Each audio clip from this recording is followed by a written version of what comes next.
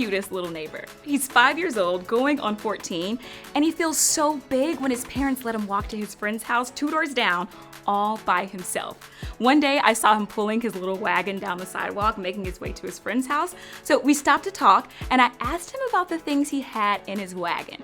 As he showed me the cookies, the water bottles, the toy cars, and his jacket, he assured me that he had thought of everything he would need at his friend's house. He was ready.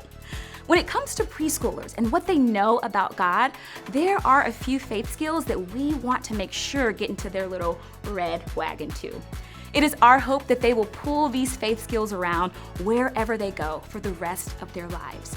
We will begin filling their wagon week 1 with I Can Hear from God. And we have young King Josiah to help us. King Josiah loved God, but he had never had God's words written down as a way to hear from God. That is, until some of his workers found scrolls with God's words on them. King Josiah wasted no time using those scrolls to hear from God and do what they said. We want preschoolers to know that God loves me and I can hear from God. Every time they listen to a Bible story, memorize a verse, sing a song about God's words, or read the Bible, they can hear from God like King Josiah did.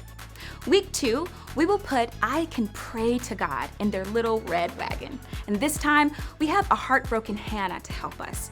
Hannah wanted to have a baby, but when it didn't happen, she was left more than just sad. She was left with a deep sorrow that you can't hide because you wear it on your face. So what did Hannah do?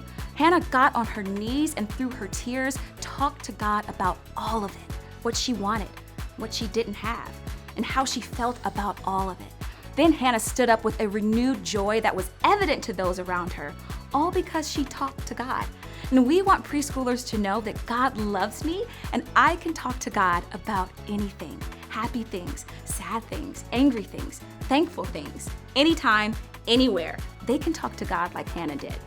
Week 3, we will put I Can Talk About God to others in their little red wagon. This time, a man named Jeremiah will help us. Jeremiah was a prophet, and his job was to tell people what God wanted them to know. Important things like God loves you with a forever kind of love, and God has plans for you. Wow, those are important things. And we want preschoolers to know that God loves me, and I can talk about God to others too. They can tell everyone, everywhere, that God loves them and has plans for them like Jeremiah did. Week 4, we will put I Can Live for God in their little red wagon. And we have a trio of friends named Shadrach, Meshach, and Abednego to help us. These 3 guys did not play around when it came to living for God. When faced with the choice of either bowing to a statue and living or bowing to God and being thrown into a fiery furnace, they chose God and the furnace. Nothing was more important to them than living for God. Our preschoolers have a lifetime of choices ahead of them, and we want them to be ready to choose God because they know God loves me and I can live for God like Shadrach, Meshach, and Abednego did. This month is all about introducing preschoolers to God, the one who loves them with a love that lasts forever. We want every child to know that they can hear from God, pray to God, talk about God to others, and live for God.